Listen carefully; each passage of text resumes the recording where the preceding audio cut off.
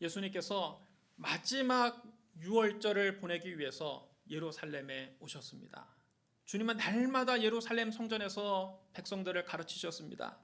예루살렘 성전 제일 바깥쪽은 이방인의 뜰입니다. 이방인들은 거기까지만 올 수 있습니다. 이방인의 뜰에서 조금 더 안쪽까지 들어오면 여인의 뜰이 있습니다. 여인들은 이곳까지만 올 수 있었습니다. 이곳은 여인들이 모여서 교제를 나누기도 하는 곳이었습니다. 예수님께서 이방인의 뜰에서 백성들을 가르치시길 마치시고 이제 여인의 뜰에 들어오셨습니다. 당시 성전에는 여인의 뜰 벽을 따라서 일정한 간격을 두고 13개의 헌금함이 가지런히 놓여 있었습니다. 하나님께 예배드리러 오는 사람들은 여인의 뜰에서 헌금을 드린 다음에 이스라엘 뜰로 들어왔습니다. 예수님께서 헌금함 맞은편에 앉으셔서 사람들이 어떻게 헌금을 드리는지 가만히 지켜보셨습니다. 오늘도 예수님은 여러분이 어떻게 헌금을 드리는지 그 태도를 지켜보십니다. 그때는 이스라엘의 최대 명절 유월절을 앞두고 있었기 때문에 많은 사람이 성전에 와서 헌금을 드렸습니다. 예루살렘 성전의 헌금함은 노스로 만들었고 그 당시의 돈은 지폐가 아니라 전부 은이나 청동으로 만든 동전이었기 때문에 헌금함에 돈을 넣으면 쨍그랑 소리가 났습니다. 그 소리를 듣고 이 사람이 헌금을 많이 드렸는지 적게 드렸는지 미루어 짐작할 수 있었습니다. 예수님께서 오랫동안 헌금함 맞은편 앉으셔서 지켜보니까 부자들은 사람들이 일부러 많을 때 헌금함에 와서 돈주머니에서 묵직한 은전을 꺼내서 일부러 큰 소리가 나도록 헌금함에 던졌습니다. 그러면 묵직하게 정그렁 소리가 나면서 헌금함이 울립니다. 사람들이 그 묵직한 소리를 듣고 와, 헌금을 많이 했나 보다, 믿음이 좋은 사람인가 보다 하면서 부자를 부러운 눈으로 쳐다보았습니다. 그런 부자는 사람들 앞에서 어깨를 쫙 펴고 의시되면서 성전 안으로 들어갔습니다. 예수님은 그런 부자들의 모습을 보고 고개를 가로저으셨습니다. 그러다가 예수님 눈에 띄는 한 사람이 있었습니다. 그는 가난한 과부였습니다. 이 과부는 경제적으로 몹시 어려운 사람입니다. 그는 조용히 헌금 앞에 와서 자신의 두 손을 모으고 하나님께 감사의 기도를 드렸습니다. 비록 가난하고 궁핍한 삶을 살고 있지만 지금까지 지켜주신 하나님의 은혜에 진심으로 감사하면서 눈물을 주르륵 흘리며 기도를 드렸습니다. 그리고 조용히 2렙돈을 꺼내서 헌금함에 드렸습니다. 렙돈은 유대 사회에서 통용되는 그리스 화폐로 최소 단위의 동전입니다. 렙돈이란 말은 얇다 이런 뜻이 있었는데 그만큼 작고 얇은 동전이었기 때문에 붙여진 이름입니다. 이 과부가 2렙돈을 헌금함에 넣었을 때 너무 얇은 동전이라 소리조차 나지 않았습니다. 아무도 그 과부를 쳐다보지 않았습니다. 그러나 예수님은 가난한 과부가 온 마음을 다해서 하나님께 감사의 기도를 드리며 드리는 그 헌금을 보시고 마침내 고개를 끄덕이셨습니다. 그리고 제자들을 불러 말씀하셨습니다. 내가 진실로 너에게 이르노니 이 가난한 과부는 헌금함에 넣는 모든 사람보다 많이 넣었도다. 그들은 다 풍족한 중에서 넣었거니와 이 과부는 그 가난한 중에서 자기의 모든 소유 그 생활비 전부를 넣었느니라. 예수님께서 내가 진실로 너에게 이르노니 하시며 시작하시는 말씀은 굉장히 중요한 말씀입니다. 여기서 우리는 주님이 기쁘시게 받으시는 헌금이 어떤 것인지를 깨달을 수 있습니다.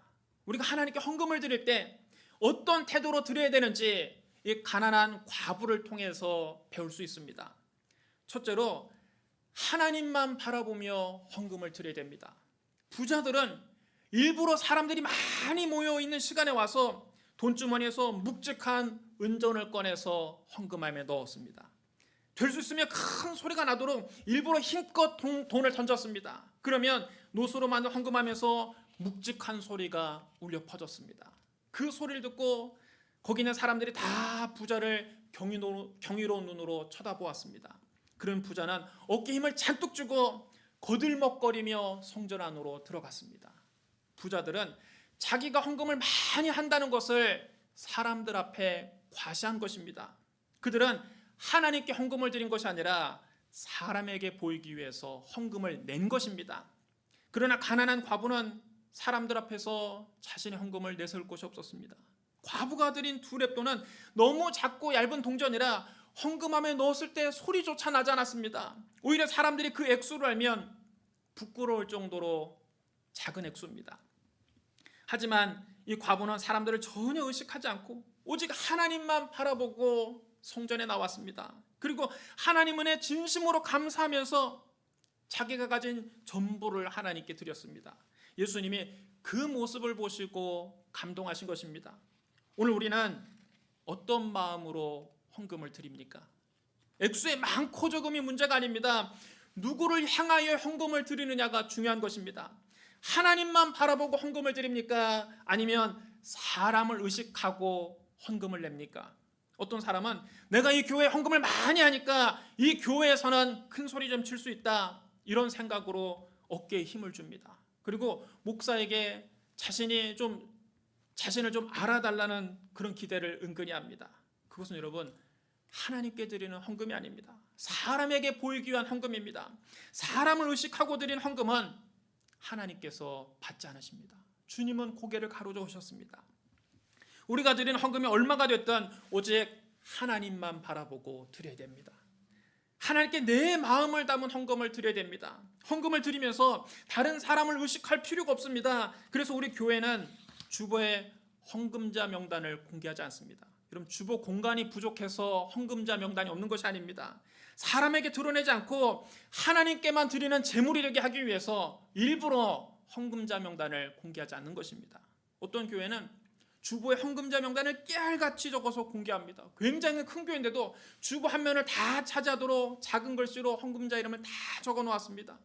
마치 연말연시에 언론사에 불우이웃돕기 성금을 하면 신문에 이렇게 나는 것처럼 이름을 적어 놓습니다. 여러분, 그런 방법이 성도들로 하여금 더 많은 헌금을 하게 하는데 효과가 있을지 모릅니다. 그러나 그것은 올바른 헌금이 아닙니다.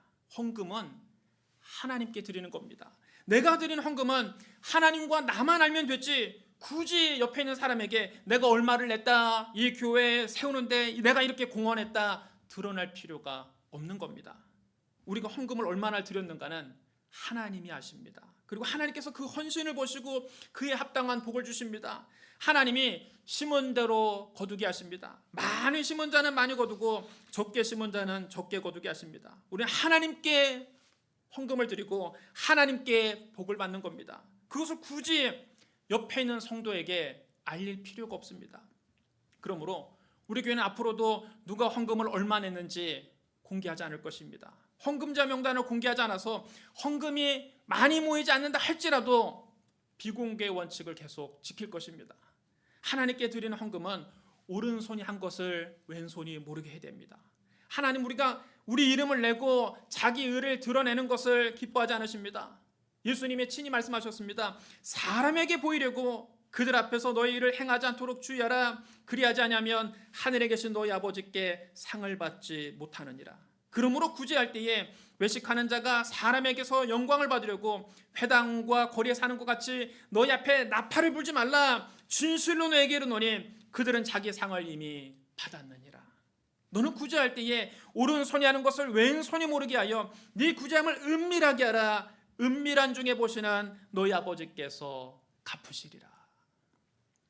우리는 오직 하나님만 바라보고 헌금을 드려야 됩니다. 헌금만이 아닙니다. 우리의 기도도, 우리의 묵상도, 우리의 예배도, 우리의 봉사도 오직 하나님만 바라보고 드려야 됩니다. 다윗은 말했습니다. 나의 반석이시요 나의 구속자이신 여호와여, 내 입의 말과 마음의 묵상이 주님 앞에 연락되기를 원하나이다. 우리도 이런 마음으로 기도를 하고 이런 마음으로 예배를 드리고 이런 마음으로 헌금을 드려야 됩니다. 아무도 나를 알아주지 않아도 괜찮습니다. 주님만 알아주시면 족한 것입니다. 미가 7장 7절에 이렇게 기록되어 있습니다. 오직 나는 여호와를 우러러보며 나를 구원하시는 하나님을 바라보나니 나의 하나님이 나에게 귀를 기울이시리로다. 여러분 따라하셔야 합니다. 오직 나는 여호와를 우러러보며, 여호와를 우러러보며. 여러분, 사람에게 보이려고 헌금하지 말고 오직 하나님만 우러러보고 헌금하십시오.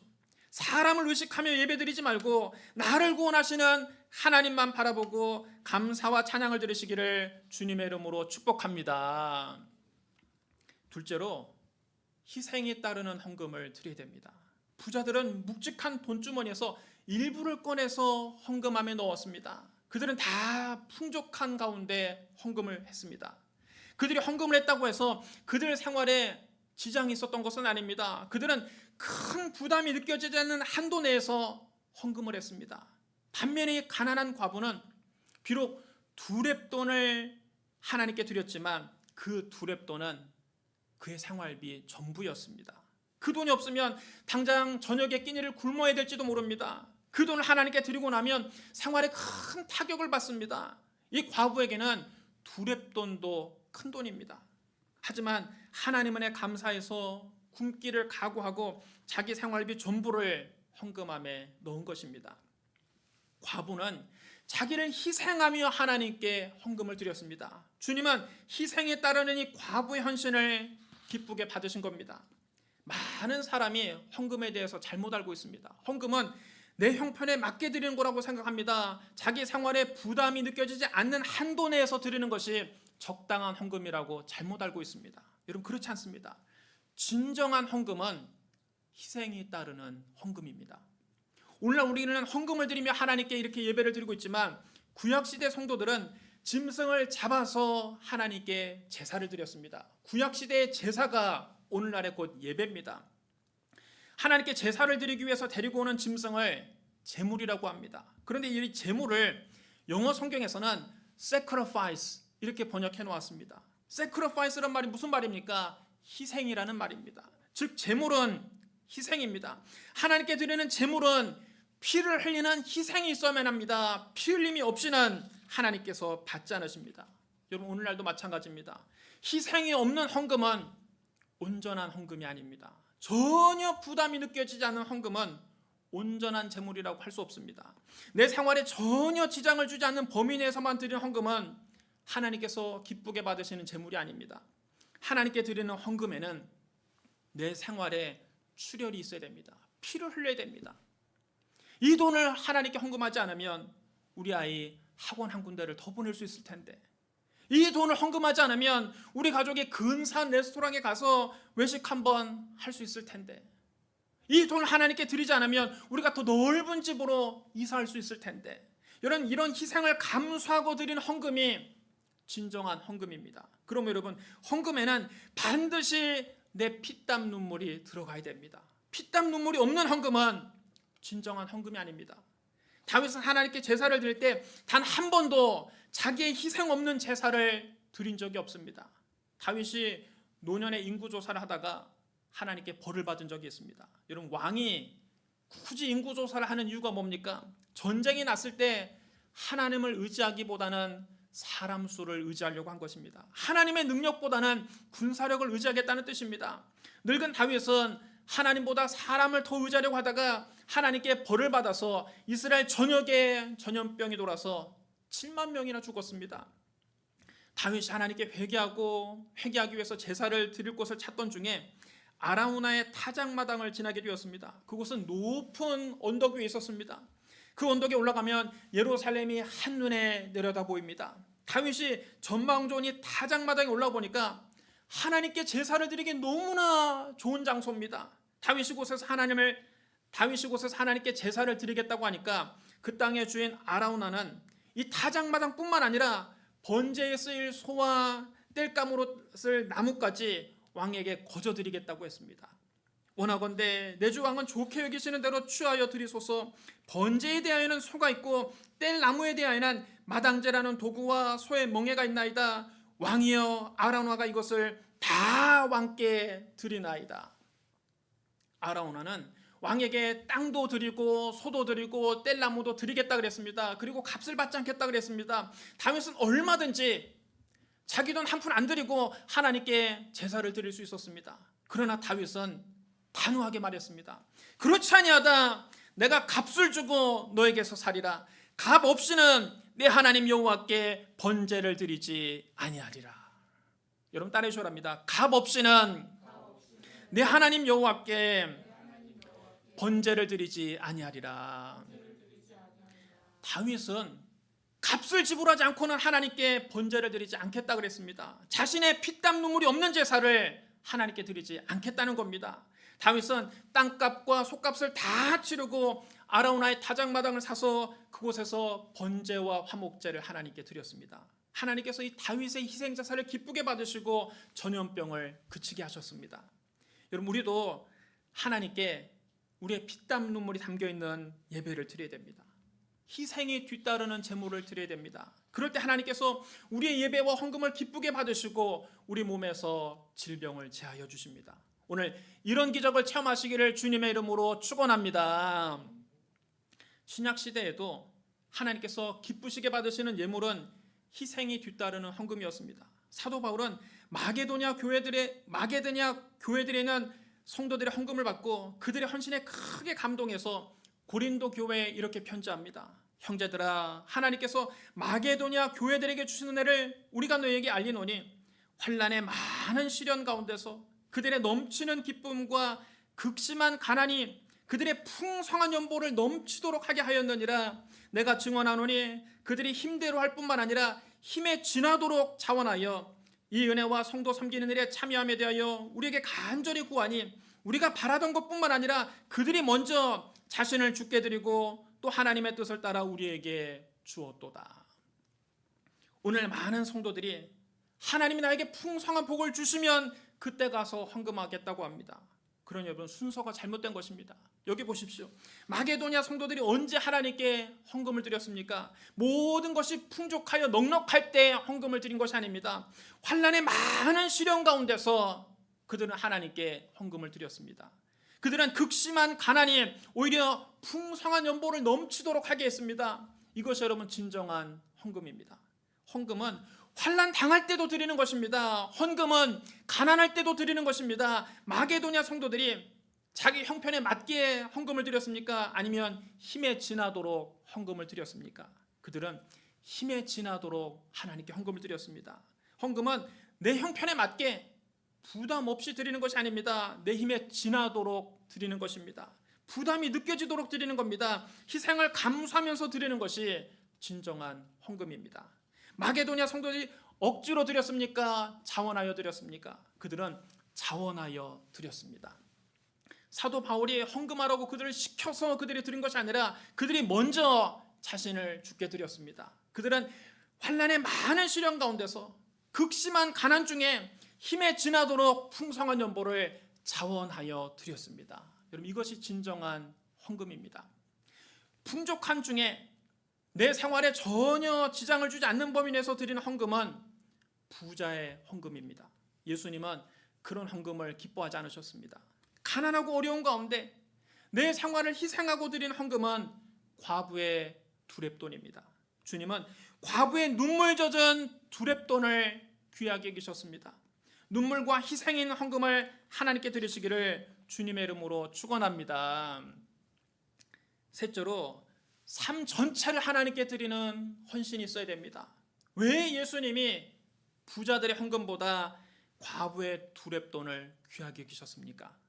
부자들의 헌금은 과부의 헌금에 비하면 액수는 훨씬 많았습니다. 그러나 예수님은 이 과부가 다른 모든 사람보다 많은 헌금을 하나님께 드렸다고 말씀하셨습니다. 여러분, 예수님이 산수를 못해서 그런 것 아닙니다. 금액의 크고 작음을 구분 못해서 그렇게 말씀하신 것이 아닙니다. 부자들은 풍족한 가운데 일부를 떼어서 하나님께 드렸지만 이 과부는 가난한 중에 자기 생활비 전부를 하나님께 드렸기 때문입니다. 예수님 말씀하셨습니다. 이 과부는 그 가난한 중에서 자기의 모든 소유 곧 생활비 전부를 넣었느니라. 두렙돈이 부자들이 볼 때는 별 볼 일 없는 돈이지만 이 과부에게는 자기 수중에 있는 돈 전부입니다. 과부는 자기의 전부를 하나님께 바친 것입니다. 하나님은 우리가 우리의 전부를 드려 헌신하기를 원하십니다. 그 금액이 크든지 작든지 우리가 전부를 드려 주님께 헌신할 때 그것을 기쁘게 받으시고 놀라운 기적을 베풀어 주십니다. 구약시대 아합 왕 시절에 이스라엘 하나님께 범죄했습니다. 아합 왕과 온 이스라엘이 하나님을 떠나서 바알을 숭배했습니다. 하나님께서 진노하셔서 3년 6개월 동안 비를 내리지 않으셨습니다. 수많은 사람이 굶어 죽고 온 나라가 피폐해졌습니다. 사르밧 지역의 한 과부 역시 이제는 굶어 죽게 생겼습니다. 밀가루 한 움큼과 기름 몇 방울만 남았습니다. 그것으로 마지막으로 이제 떡을 구워서 먹고 아들과 함께 나눠 먹고 죽으려고 땔감으로 쓸 나뭇가지를 줍고 있었습니다. 그때 엘리야가 불쑥 그 앞에 나타납니다. 엘리야는 이 가뭄 동안에 그리 시냇가에 숨어서 지냈습니다. 하나님께서 매일 그에게 까마귀를 보내셔서 떡과 고기를 먹이시고 그리 시냇가의 물을 마실 수 있게 하셨습니다. 가뭄 동안에도 엘리야는 잘 먹고 지냈기 때문에 얼굴에 윤기가 번지르르 하고 몸이 건장합니다. 반대로 사르밧 과부는 못 먹어서 얼굴이 시커멓게 말랐고 몸도 앙상하게 뼈만 남았습니다. 그 아들은 영양실조로 눈이 퀭하고 배가 남산만하게 부어올랐습니다. 파리들이 아이 얼굴에 달라붙었는데 이 아이가 힘이 없어서 파리를 쫓아낼 기운조차 없어서 눈만 껌뻑껌뻑하고 있습니다. 그런데 엘리야가 갑자기 와서 이 사르밧 과부에게 말합니다.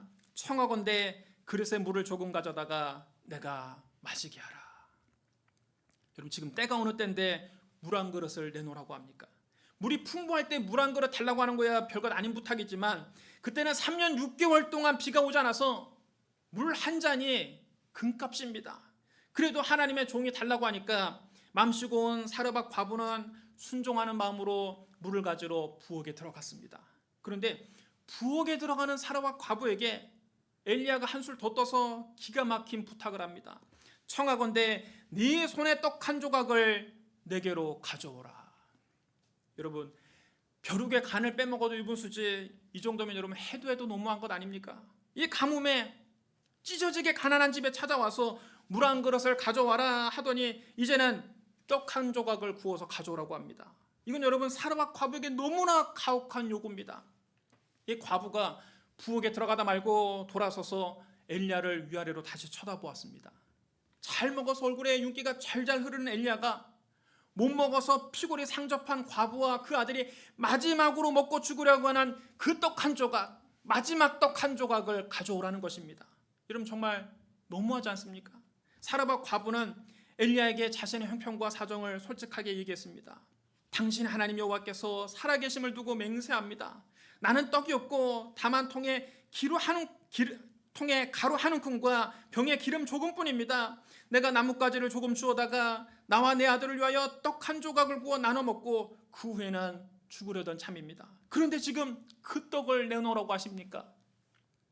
그런 엘리야는 사르밧 과부에게 말했습니다. 두려워하지 말고 가서 네 말대로 하려니와 먼저 그곳으로 나를 위하여 작은 떡 한 개를 만들어 내게로 가져오고 그 후에 너와 네 아들을 위하여 만들라. 이스라엘 하나님 여호와의 말씀이 나 여호와가 비를 지면에 내리는 날까지 그 통에 가루가 떨어지지 아니하고 그 병에 기름이 없어지지 아니하리라 하셨느니라. 과부가 이 엘리야의 말을 듣고 고민이 되기 시작합니다. 이 떡을 아들과 함께 나눠 먹어야 될까 아니면 선지자의 말을 한번 믿어봐야 될까? 여러분 고민이 됐습니다. 그러다가 결국 하나님 말씀에 순종하기로 결단을 내렸습니다. 그래서 한 움큼 남은 밀가루를 반죽해서 프라이팬에 붓고 기름을 붓고 떡을 굽기 시작했습니다. 기름에 지글지글 떡을 굽자 고소한 냄새가 온 집안에 진동을 합니다.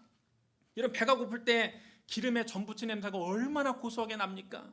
그 냄새를 맡고 어린 아들이 그렇게 힘없는 아들이 네 발로 기어서 엄마 앞에 오더니만 엄마 치맛자락을 붙잡고 사정을 합니다. 엄마 배가 고파요. 엄마 배가 고파요. 얼른 그 떡 좀 나에게 주세요.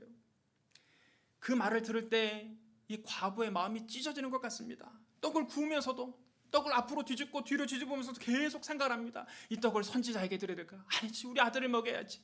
아니지 하나님 말씀을 순종해야지. 아니 우리 아들에게 드려야지. 그러나 고민 끝에 먼저 하나님의 종에게 드리기로 하고 엘리야에게 가져왔습니다. 그러니까 엘리야가 물 한 그릇에 있는 물을 한 모금 마시기 시작하더니 그 떡을 먹기 시작합니다. 그 떡을 먹는 모습을 과부와 아들이 옆에서 지켜보면서 과부가 속으로 생각을 했습니다. 선지자가 나에게는 떡을 안 주더라도 이 어린 것에는 좀 떡을 떼어서 주겠지. 그러나 야속하게도 엘리야는 그 떡을 이 과부 아들에게 조금도 나눠주지 않고 자기 혼자서 깨끗이 먹어 치웠습니다. 여러분 정말 해도 이 정도면 너무한 것 아닙니까? 목사인 제가 봐도 너무 민망하고 너무합니다. 저 같으면 그 떡을 먹을 수가 없습니다. 저 같으면 아마 그 사르밧 과부에게 이렇게 말했을 겁니다. 집사님, 사실은 제가 당신의 믿음을 시험해 보려고 한 겁니다. 내가 이 떡을 먹은 셈으로 칠 테니까 이 떡은 저 우는 아이에게 주시지요. 그러나 이 엘리야는 인정사정 볼 것 없이 그 떡을 자기 입에 다 넣었습니다. 한 입도 남겨주지 않았습니다. 그런데 그때부터 놀랍게도 이 가정에 하나님의 기적이 일어납니다. 그때부터 시작해서 가뭄이 끝날 때까지 그 가정의 밀가루통에 밀가루가 떨어지지 않고 기름병에 기름이 마르지 않았습니다. 사르밧 과부는 지극히 궁핍한 가운데 마지막 남은 밀가루와 기름으로 떡을 구워서 하나님의 종에게 드렸습니다. 자기의 전부를 하나님께 바친 겁니다. 하나님께서 사르밧 과부의 그 헌신을 보시고 가뭄이 끝날 때까지 그 가정의 밀가루통에 밀가루가 떨어지지 않고 기름병에 기름이 마르지 않는 기적을 베풀어 주신 것입니다. 여러분, 지금 여러분 가운데 경제적으로 극심한 어려움을 겪고 있는 분이 있습니까? 수중에 돈이 다 떨어져서 이제 한 움큼밖에 안 남은 분이 있습니까? 그럴 때일수록 먼저 하나님께 심어야 됩니다. 우리가 지극히 궁핍한 가운데 우리의 전부를 하나님께 드리면 하나님께서 그 믿음과 헌신을 귀하게 보시고 우리 지갑에 돈이 떨어지지 않고 통장에 잔고가 마르지 않는 기적을 베풀어 주십니다. 사르밧 과부에게 일어난 이 놀라운 기적이 여러분에게도 일어나기를 주님의 이름으로 축복합니다. 우리는 우리 전부를 하나님께 드려야 됩니다. 비단 물질만 이야기하는 것이 아닙니다. 헌금만 이야기하는 것이 아닙니다. 우리가 가진 전부가 다 하나님의 것입니다. 우리의 시간도 하나님의 것입니다. 우리의 건강도 하나님의 것입니다. 우리의 재능도 하나님의 것입니다. 우리의 꿈도 하나님의 것입니다. 우리의 생명조차도 하나님의 것입니다. 우리의 삶 전체가 하나님의 것입니다. 왜 우리가 하나님께 내 삶 전체를 드려야 됩니까? 그것은 하나님께서 당신의 전부를 아끼지 아니하시고 우리에게 주셨기 때문입니다. 하나님이 세상을 이처럼 사랑하사 독생자를 주셨으니 이는 그를 믿는 자마다 멸망하지 않고 영생을 얻게 하려 하십니다. 여러분 따르셔랍니다. 독생자를 주셨으니 하나님 우리를 사랑하셔서 당신의 독생자를 주셨습니다. 하나님 우리에게 전부를 주신 겁니다. 하나밖에 없는 아들을 주신 것은 하나님의 전부를 주신 것 아닙니까? 자기 아들을 아끼지 아니하시고 우리 모든 사람을 위하여 내주시니까 어찌 그 아들과 함께 모든 것을 우리에게 주시지 않겠습니까? 예수님 우리를 사랑하셔서 저 높고 높은 하늘 보좌를 버리시고 낮고 천한 이 땅에 인간의 몸으로 오셨습니다. 그리고 우리 죄를 대속하기 위해 자원해서 십자가에 매달리셨습니다. 예수님은 십자가에서 마지막 피 한 방울까지 아낌없이 우리에게 주셨습니다. 예수님은 당신의 전부를 우리에게 주신 겁니다. 주님 우리를 위해서 당신의 목숨도 아끼지 아니하고 주셨는데 우리가 그 주님께 무엇을 아끼겠습니까? 우리도 우리 주님께 우리의 시간, 우리의 물질, 우리의 재능, 우리의 건강, 우리의 꿈, 우리의 삶 전부를 산재물로 드려야 됩니다. 사랑하는 성도 여러분, 하나님만 바라보며 헌금을 드리십시오. 사람에게 보이기 위한 헌금을 하지 마십시오. 희생에 따르는 헌금을 드리십시오. 여러분의 피땀 눈물을 하나님께 드리십시오. 일부가 아닌 여러분 삶 전체를 하나님께 드리십시오. 여러분 삶 전체를 주님께 산제물로 드리시기를 주님의 이름으로 축복합니다. 우리 기도하겠습니다. 사랑과 은혜가 풍성하신 하나님 아버지, 하나님께서 우리를 사랑하셔서 그 아들도 아끼지 아니하시고 십자가에 내어주신 것을 감사합니다. 우리가 하나님께 감당할 수 없는 은혜를 입었사오니 우리도 하나님께 우리의 마음과 정성을 드리길 원합니다. 오직 하나님만 바라보며 예물을 드립니다. 우리의 피땀 눈물을 하나님께 드립니다. 우리의 삶 전체를 산제물로 드립니다. 주여 기쁘게 받아 주시옵소서. 예수님 이름으로 감사하며 기도드리옵나이다. 아멘.